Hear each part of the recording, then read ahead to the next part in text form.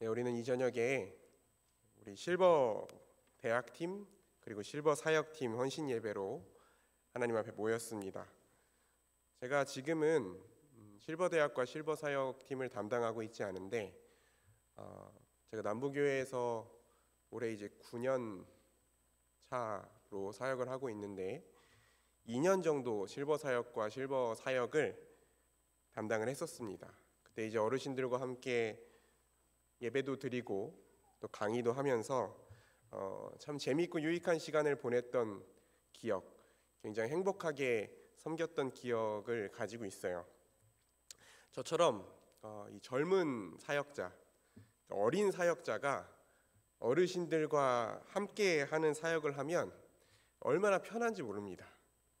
뭘 하든 다 예쁘게 봐주세요. 다 자식처럼 손자처럼 여겨주셔서 뭘 하든지 다 예쁘게 봐주시고 작은 것에도 늘 감사를 표현을 해주십니다.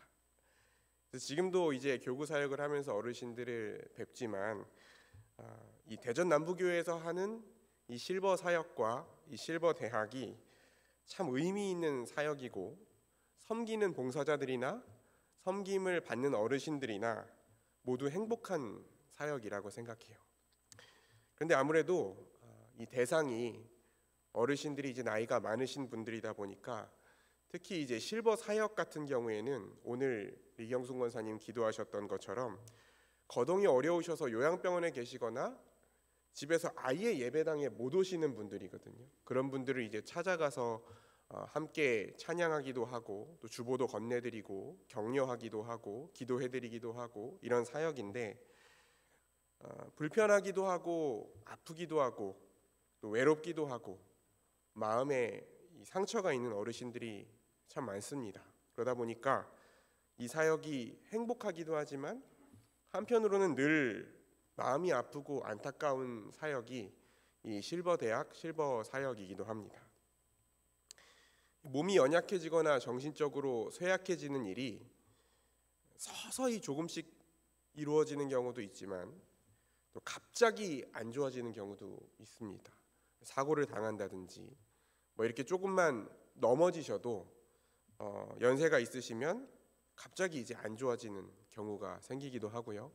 면역력이 많이 떨어져 있는 상태에서 병에 걸려서 몇 달, 몇 주, 심하면 심지어는 뭐 며칠 사이에도 생활이 완전히 달라지는 경우가 발생하고는 합니다. 종종 그런 경우들을 우리가 옆에서 지켜보잖아요. 그렇게 정말 예전 같지 않은 삶을 맞닥뜨렸을 때에 내가 자유롭게 가고 싶은 곳에 가서 만나고 싶은 사람을 만나지도 못하고 누군가를 의지하지 않으면 일상생활을 하는 것조차도 어려운 그런 상황에 놓였을 때 그 마음에 찾아올 상실감과 그 실망감이라는 것은 제가 감히 추측하기도 어려운 그런 아픈 마음일 거라는 생각을 합니다. 특히나 이제 방문해서 어르신들의 말씀을 들어보면 예배당에 나와서 하나님께 예배하지 못하고 봉사하지 못하는 것에 대한 안타까움, 내가 하나님 앞에 하나님을 위해서 아무것도 하지 못하고 있다는 것에 대한 죄송함과 안타까운 마음을 참 많이 말씀하세요. 그리고 이런 모습은 우리가 이제 실버 대학팀과 우리 실버 사역팀 분들이 계속해서 앞으로 마주하게 될 모습일 겁니다. 또 여기서 예배하는 우리 모두도 어느 순간 나이가 들고 몸이 연약해지면 다 겪게 될 일들이기도 하고 꼭 몸이 늙고 연약해지는 것뿐만이 아니라 우리 삶에서 여러 가지 문제들이 발생했을 때 우리 안에 관계의 문제가 심각하게 틀어지거나 경제적으로 극심한 어려움을 겪게 되거나 갑작스러운 환경의 변화가 생겼을 때 우리가 누구나 이 실망감과 상실감과 좌절감을 경험하게 되는 때가 찾아오게 돼요. 오늘 우리가 읽은 본문에 나오는 이 야곱의 인생 중에서 그런 우리의 모습과 참 많이 닮아 있는 모습이 있습니다. 이 시간에 우리가 말씀을 통해 야곱의 인생에 나타나신 그 하나님, 야곱에게 말씀하신 그 하나님을 보면서 동일하게 우리의 삶 가운데 함께 하시고 우리에게 말씀하시는 그 하나님을 발견할 수 있기를 바랍니다. 오늘 우리가 읽은 본문의 이 야곱은요, 삼촌 라반이 있는 밧단 아람이라는 곳에 머물고 있는 상황이었습니다. 야곱이 삼촌의 집에 온 지가 20년이 흐른 상태예요. 우리가 31장을 읽었는데 삼촌 라반의 집에 온 지가 20년이 지난 상태입니다. 그런데 이 20년이라는 세월이 아주 고생스러운 시간이었어요. 고생을 꾹꾹 눌러 담은 그런 시간이었습니다. 야곱이 부모님과 함께 살던 곳을 떠나서 삼촌이 살고 있는 밧단 아람으로 오게 된 데는 사연이 있습니다. 우리가 많이 들어본 이야기인데 야곱은 둘째로 태어나서 그 첫째인 에서, 형 장자 에서가 아버지께 받게 될 축복을 가로채고 싶어서 여러 가지 꾀를 냅니다. 그래서 형이 사냥을 마치고 돌아와서 배고파 죽을 것 같이 괴로워하는 그런 시점에서 팥죽 한 그릇으로 장자권을 사기도 하고, 시력이 약해져 있는 아버지를 속여서 마치 자신이 형인 것처럼 변장을 하고 아버지의 축복을 대신 받기도 했습니다. 그 사실을 알게 된 형 에서가 자신의 복을 다 가로챈 그 야곱을 죽여야겠다고 생각합니다. 죽이기로 결심해요.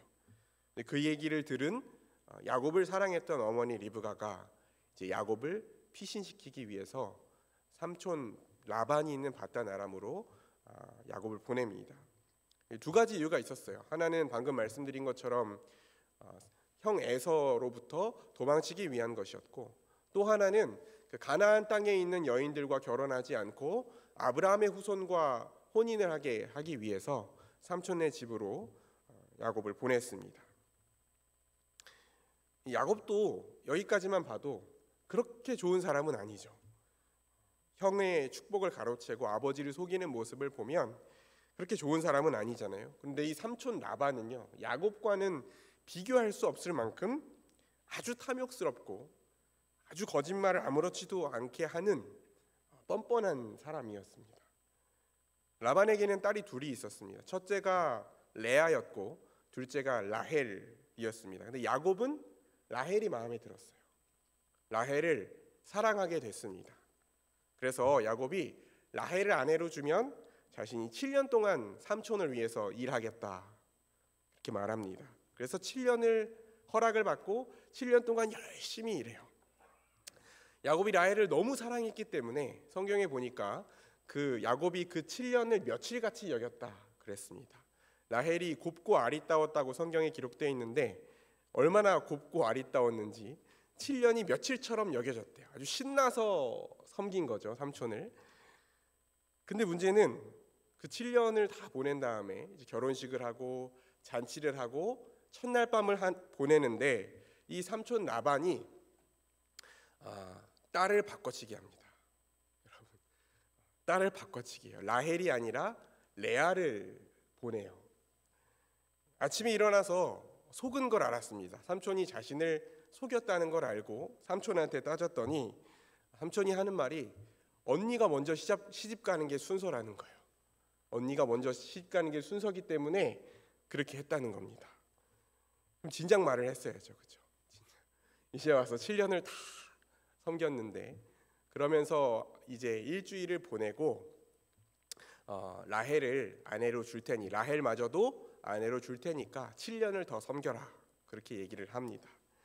그래서 라반이 그 사랑하는 라헬을 아내로 얻기 위해서 7년을 더 일하고 또 라반의 그 가축들을 돌보면서 6년을 더 돌보면서 20년이라는 세월을 거기서 보낸 거예요.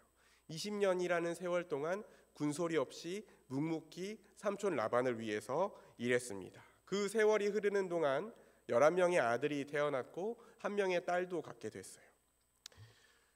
여러분, 성경의 기록을 보면 라반이 야곱이 오기 전에는 그다지 소유가 별로 없는 사람이었습니다.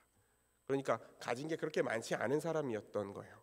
그런데 야곱이 오면서부터 여호와께서 라반의 집에 복을 내려주기 시작하십니다. 그래서 가축들이 엄청나게 번성하고 야곱을 통해서 복을 누리기 시작해요. 여러분, 그런 상황에서 자신의 두 딸을 아내로 주었고 또 야곱이 오면서부터 복을 받기 시작했고, 또 야곱이 그렇게 20년 동안 정말 열심히 성실하게 일했다면 야곱의 몫으로 줘야 될 재산이 꽤 돼야 되지 않겠어요? 라반이 야곱의 몫으로 허락해야 될 것들이 꽤 많아야 되지 않겠습니까? 다른 곳에서 일했으면, 다른 곳에서 20년 일했으면 뭐 퇴직금이든 연금이든 있었을 텐데, 이 라반이 야곱에게서 일을 했는데, 야곱이 라반에게서 일을 했는데 라반이 야곱에게 아무것도 주지 않으려고 했어요.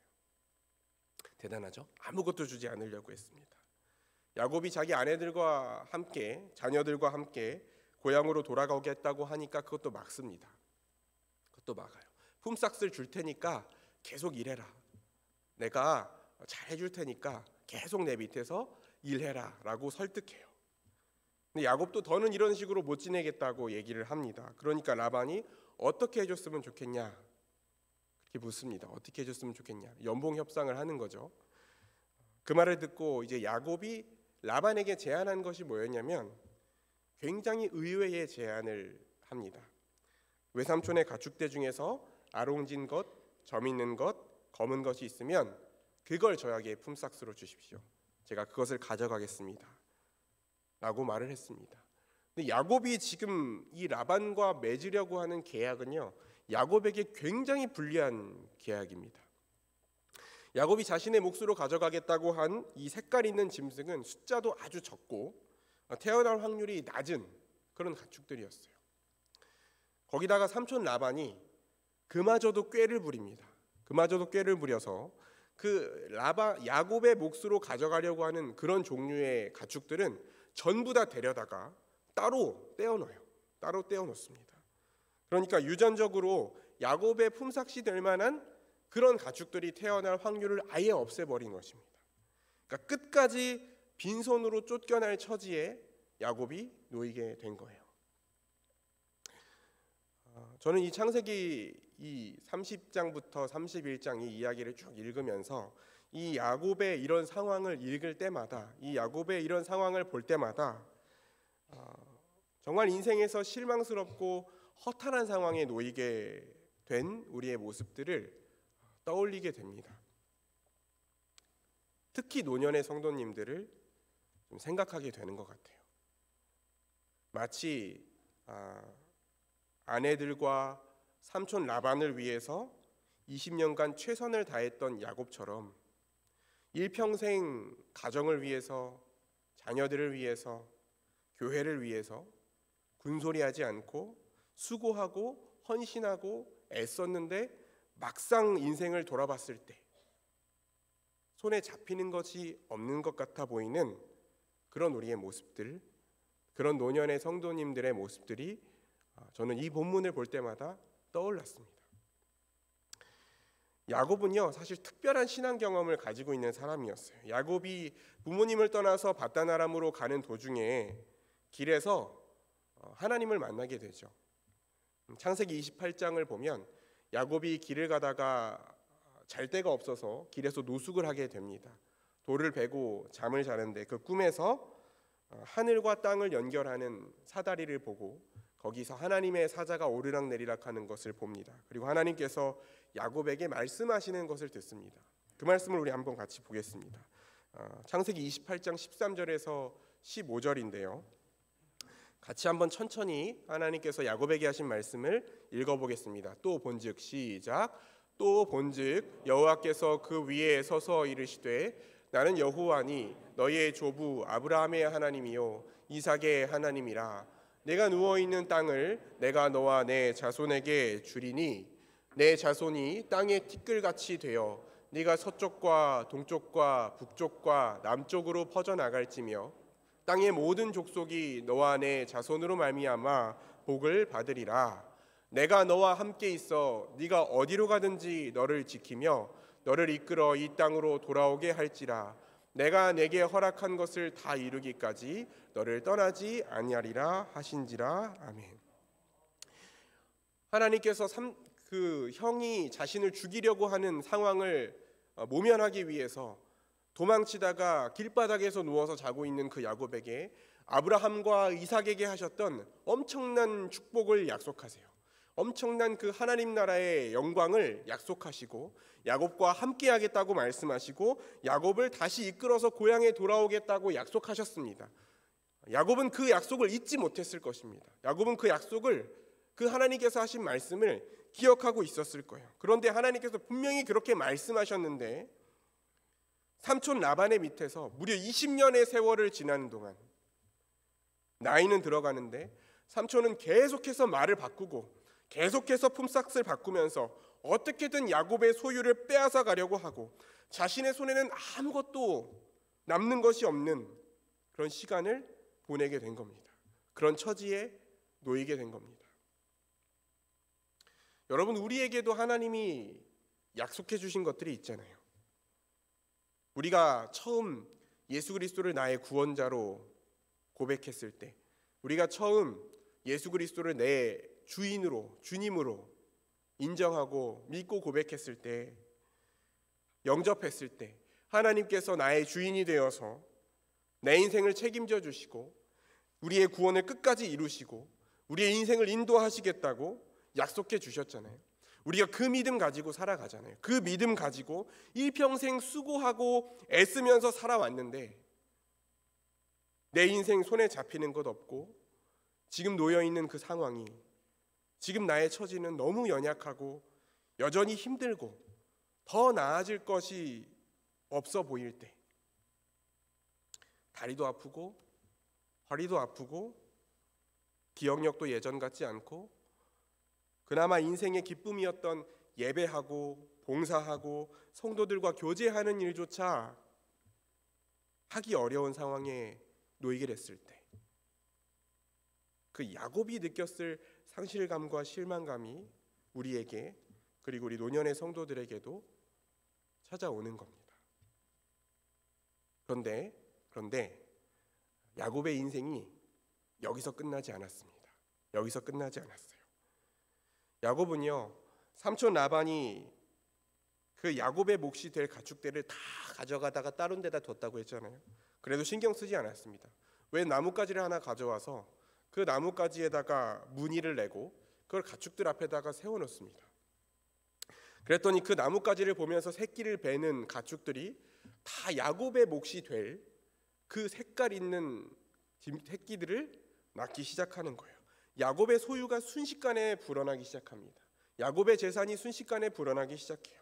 그리고 어느 정도 재산이 생기고 삼촌 라반이 갈수록 자신을 더 미워한다는 것을 알게 되자 야곱은 자신의 아내들에게 라반의 집을 떠나서 고향으로 돌아가자고 제안을 합니다. 그러면서 아내들에게 그 얘기를 하면서 자신만 알고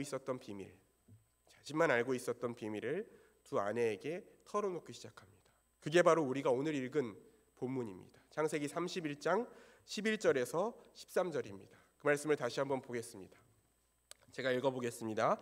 꿈에 하나님의 사자가 내게 말씀하시기를 야곱아 하기로 내가 대답하기를 여기 있나이다 하매 이르시되 네 눈을 들어 보라 양떼를 탄 순양은 다 얼룩무늬 있는 것, 점 있는 것과 아롱진 것이니라.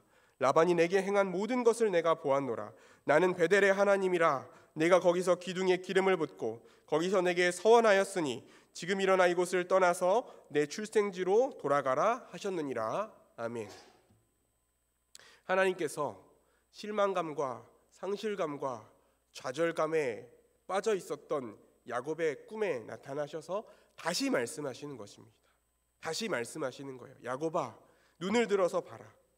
양떼를 탄 순양은 다 얼룩무늬 있는 것, 점 있는 것, 아롱진 것이다. 하나님께서 야곱에게 베델에서 하셨던 그 약속을 잊지 않으시고 야곱이 복을 받을 수 있는 방법, 야곱이 복을 받을 수 있는 길을 하나님께서 가르쳐 주신 것입니다. 하나님께서 가르쳐 주셨어요. 야곱이 어떤 것을 품삯으로 가져가야 될지, 어떻게 라반에게 말해야 될지를 하나님께서 미리 야곱에게 가르쳐 주신 겁니다. 그리고 그 이어서 무엇보다도 야곱에게 위로가 되었을 말, 그리고 우리에게도 위로가 되는 말을 하나님께서 야곱에게 건네십니다. 라반이 너에게 행한 모든 것을 내가 보았노라. 라반이 너에게 행한 모든 것을 내가 보았노라. 하나님이 다 보셨다는 거예요. 하나님이 다 보셨다는 것입니다. 야곱이 얼마나 라반을 열심히 섬겼는지, 야곱이 20년 동안 얼마나 수고하고 애썼는지, 그럼에도 라반이 얼마나 야곱에게 부당하게 행동했는지, 야곱이 얼마나 힘들었고 얼마나 상처를 받았고 얼마나 어려운 상황 속에도 인내하면서 그 시간을 지내왔는지, 그 모든 것을 내가 봤다. 하나님이 말씀해 주시는 겁니다. 야곱에게 말씀해 주시는 거예요. 내가 다 봤다. 그리고 나는 베델의 하나님이다. 그곳을 떠나서 내 출생지로 돌아가라 라고 하나님께서 말씀하셨을 때 야곱은 주저하지 않고 그 하나님을 신뢰하는 믿음으로 삼촌 라반의 집을 떠나기로 결단합니다. 여러분, 하나님께서 오늘 우리에게도 내가 다 보았다고 말씀하세요. 내가 다 보았다고 말씀하십니다. 사람들이 인정해 주지 않는다고 하더라도, 사람들 눈에 내세울 것이 없다 하더라도, 지금 내 모습이 연약하고 부족하고 뭔가 내세울 것이 없고 하나님 앞에도 드릴 것이 없고 섬길 것도 없어 보이는 상황이라 하더라도, 지금 내 처지가 그렇다 하더라도 하나님은 모든 것을 다 보셨습니다. 그리고 우리에게 내가 약속한 대로 내가 지금까지 너와 함께 했고 내가 다 보았고 앞으로도 인도할 것이라고 하나님이 우리에게 다시 말씀하세요. 우리가 하나님 나라에 가는 그날까지 하나님께서 우리의 인생을 신실하게 인도해 주실 것입니다.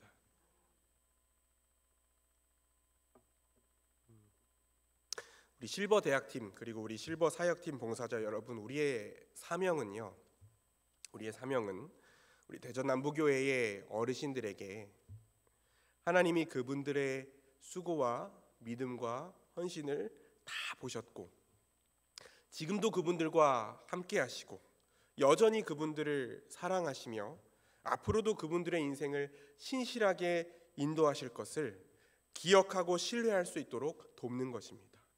그것이 우리의 사명입니다. 그분들과 즐거운 시간을 보내고 식사를 준비해드리고 교제하고 말벗이 되어드리고 그러는 것도 너무 중요합니다. 그것도 참 귀한 일입니다. 그렇지만 그것보다 더 중요한 것은 순간순간, 그분들을 만나는 순간순간 그분들이 잃어버리신 것들을 하나님은 기억하고 계시고 하나님께서 다 보고 계셨다는 것을 말씀해 주시고 격려해 주시길 바랍니다. 그리고 일평생 교회를 섬기고 가정을 위해서 헌신하신 그분들을 교회가 섬길 때 궁극적으로 그 교회를 통해서 봉사자들을 통해서 궁극적으로는 하나님이 여전히 그분들을 돌보고 계시다는 것을 그분들이 기억하실 수 있도록 가르쳐 주시기를 부탁드립니다. 하나님이 여전히 그분들 한 분 한 분을 사랑하시기에, 여전히 하나님께서 그분들을 사랑하시기에 교회를 통해서 여러분의 손길을 통해서 그 사랑을 전하고 계심을 그분들이 기억할 수 있도록 도우시는 우리 실버 대학팀, 우리 실버 사역팀 봉사자들이 되시기를 주의 이름으로 축원합니다. 그리고 이 자리에 함께 앉아서 예배하는 저와 여러분도 상실감과 실망감에 휩싸이는 그런 상황 속에서 하나님께서 야곱에게 하셨던 이 말씀, 내가 너에게 한 약속을 기억하고 그 모든 것들을 내가 보았노라 라고 하시는 그 말씀을 기억하면서 나를 위해 자기 아들을 십자가에 죽게 하기까지 나를 사랑하신 그 하나님이 여전히 우리를 사랑하시고 여전히 나의 모든 상황을 살피고 계시다는 사실을 신뢰할 수 있기를 주의 이름으로 축원합니다. 하나님은 우리의 인생에 일어나는 일들을 결코 놓치지 않으시고 결코 외면하지도 않으십니다. 그 하나님을 의지해서 우리를 잡아당기는 좌절의 구렁텅이에서 벗어나서 힘차게 주 앞으로 나아가실 수 있는 저와 여러분이 되시기를 주의 이름으로 축원합니다. 기도하겠습니다. 하나님 아버지, 우리는 당장 우리 손에 아무것도 주어진 것 같지 않고 우리 자신을 볼 때에 연약하고 부족한 모습, 그 모습을 바라보면서 실망하고 좌절할 때가 너무나 많습니다.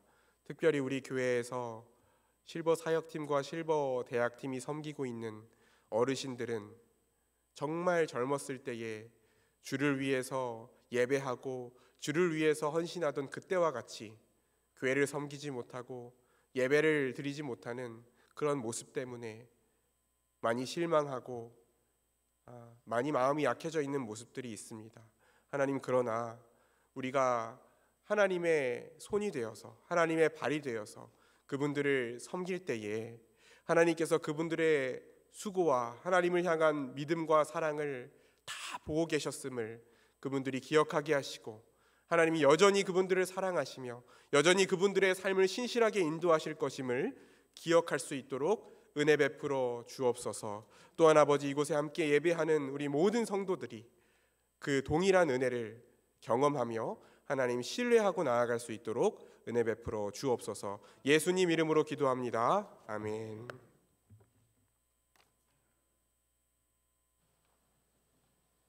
네, 이 시간에는 실버대학 총무팀에서 수고하시는 신환옥 권사님께서 헌금 기도하시겠습니다.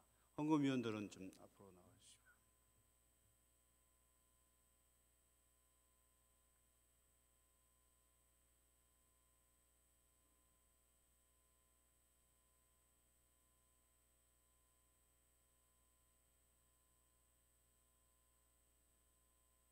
저희들을 눈동자같이 지켜주셔서 주님 전에 나와 예배드릴 수 있는 하나님의 백성 삼아주신 것 진심으로 감사드립니다. 하나님, 저희들이 늘 주님께서 저희들에게 향하신 뜻에 우리의 심령이 차고 넘쳐서 주님을 기쁘시게 해드리며 하나님의 마음에 합한 자로 살아갈 수 있도록 성령 하나님, 우리의 삶을 날마다 인도하여 주시옵소서. 하나님, 저희들 이 시간 받은 은혜 감사하여 주님께 예물을 드립니다. 하나님, 물질뿐만 아니라